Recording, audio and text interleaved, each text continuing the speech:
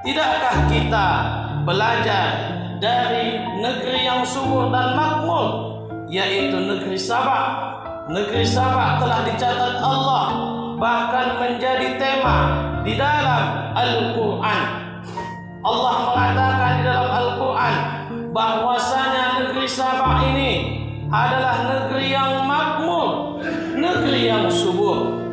Allah berikan kepada mereka 2 buah kebun yang berada di antara 2 gunung, yang mana kebun ini sangatlah subur, menghasilkan buah-buahan yang terbaik pada masanya.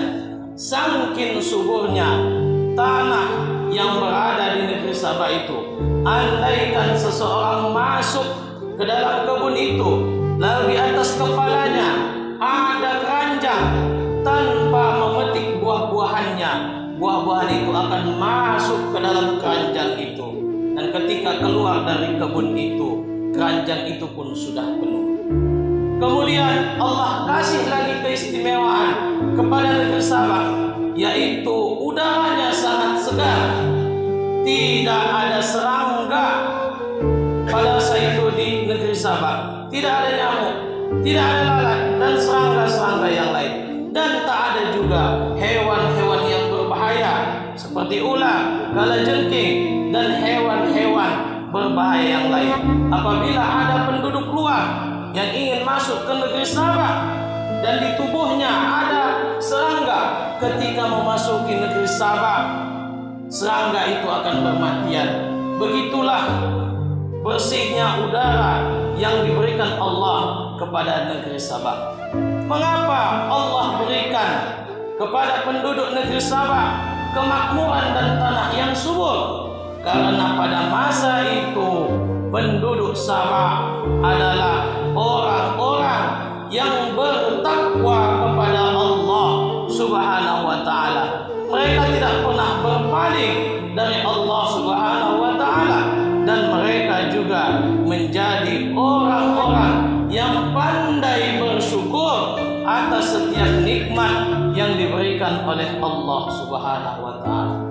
Namun pada akhirnya, karena penduduk negeri Sabah berpaling dari Allah Subhanahu wa ta'ala dan menjadi orang-orang yang kufur akan nikmat-nikmat yang diberikan oleh Allah Subhanahu wa ta'ala, maka Allah tenggelamkan negeri Sabah dan hilang hingga sampai saat ini.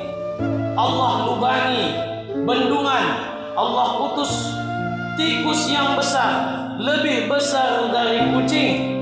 Allah suruh tikus itu melubangi bendungan itu, dan jebollah bendungan itu hingga menenggelamkan negeri Sabah, sehingga membuat negeri Sabah tenggelam dan hilang hingga saat ini.